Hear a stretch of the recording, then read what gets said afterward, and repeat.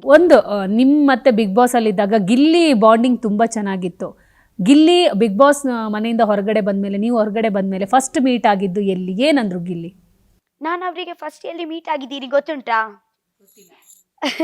ಅವರು ಬಂಗಾರದು ಅಂಗಡಿ ಉಂಟಲ್ವಾ, ಅವರು ಅವರ ಅಂಗಡಿಯಲ್ಲಿ ಅವರು ಕುತ್ಕೊಳ್ಳಿದ್ರು. ಅವರಿಗೆ ನೋಡುವ ತಕ್ಷಣನೇ ಹೇಗೆ ಆಗುತ್ತೆ ಅಂದರೆ, ಅದೇ ಅವರಿಗೆ ನೋಡುವಾಗ ನಮ್ಮ ಪಾಸ್ಟ್ ಡೇಸ್ ಎಲ್ಲ ನೆನಪಾಗುತ್ತೆ.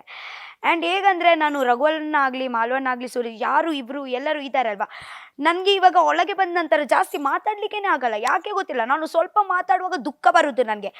ಅವರು ನನಗೆ ಒಂದು ಕೇಳ್ತಾರಲ್ವಾ, ಹೇಗಿದೆಯಾ, ರಿಪ್ಲೈ ಕೊಡ್ಲಿಕ್ಕೇ ಆಗಲ್ಲ ಚೆನ್ನಾಗಿದ್ದೀನಿ ಅಂತ. ಯಾಕೆಂದ್ರೆ ಅದೇ ದುಃಖ ಆಗೋದು ನನಗೆ. ಚೆನ್ನಾಗಿದ್ದೀನಿ ರಕ್ಷಿತಾ, ಕಂಟ್ರೋಲ್ ಆಳ್ಬೇಡ ಅಂದರೆ ನಿಮಗೆ ನಿಮಗೆ ಇವಾಗ ನನಗೆ ಎಕ್ಸ್ಪ್ರೆಸ್ ಮಾಡಲಿಕ್ಕೆ ಆಗಲ್ಲ. ಅಂದರೆ ತುಂಬ ಇಮೋಷ್ನಲಿ ಕನೆಕ್ಟಿಗೆ ಇದ್ದೀವಿ. ಓಕೆ, ಅದೇ 30 ಡೇಸ್ ಮೇ ಬಿ ನಿಮಗೆ ಅದೇ 30 ಡೇಸ್ ಅಂತ, ಸಾರಿ 3 ತಿಂಗಳು ಅಂತ ಅನ್ಕೋಬೋದು. ಬಟ್ ನಮಗೆ ಅದೇ 3 ತಿಂಗಳು ಇರಲಿಲ್ಲ.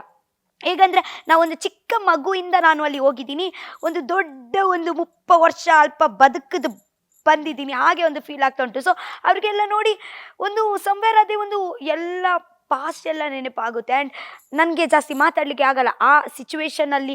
ನನಗೆ ಸ್ವಲ್ಪ ಟೈಮ್ ಬೇಕು. ಇವಾಗ ನಾನು ಆ್ಯಕ್ಚುಲಿ ಸ್ವಲ್ಪ ಇಮೋಷ್ನಲ್ ಪರ್ಸನ್. ಓಕೆ, ಅವಾಗ ಅಳ್ತೀರಾ?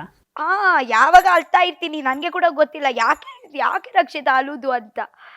ಬಟ್ ಅದೆಲ್ಲ ನೋಡಿ ಆಗುತ್ತೆ, ಫೀಲ್ ಆಗುತ್ತೆ. ಸೊ ಅದಕ್ಕೆ ಮಾತಾಡೋದೇ ಇಲ್ಲ ಅವರ ಜೊತೆಗೆ, ಯಾರಿಗೆ ಜಾಸ್ತಿ ಕಾಲ್ ಕೂಡ ಮಾಡಲ್ಲ. ಹಾಗೆ ಸ್ವಲ್ಪನೇ ಮನೆ ಕರೆದ್ರಾ? ಎಲ್ಲರೂ ಕರೀದ್ರು ಅವರು. ಹೋಗ್ತೀರಾ? ಹೋಗ್ತೀನಿ. ಅವರು ಟಿಕೆಟ್ ಮಾಡಿ ಕೊಟ್ರೆ ಹೋಗ್ತೀನಿ. ಲಾಸ್ಟ್ ಟೈಮ್ ಕೇಳಿದಾಗ ಅವ್ರೊಂದು ಫೋನ್ ಮಾಡಿ ಕರೆದ್ರೆ ಹೋಗ್ತೀನಿ ಅಂದ್ರೆ, ಈಗ ಫೋನ್ ಮಾಡಿದ್ದಾರೆ, ಟಿಕೆಟ್ ಮಾಡ್ಕೊಡ್ಬೇಕಾ? ಯಾವಾಗ ಮನಸ್ಸಾಗುತ್ತೆ, ಯಾವಾಗ ಇದಾಗುತ್ತೆ ಡೈರೆಕ್ಟ್ ಬಾ ಅಂತ. ಸೊ ಇದೆಲ್ಲ ಫಿನಿಶ್ ಆದ ನಂತರ ನಾವು ಎಲ್ಲರೂ ಸಿಗ್ತೀವಿ.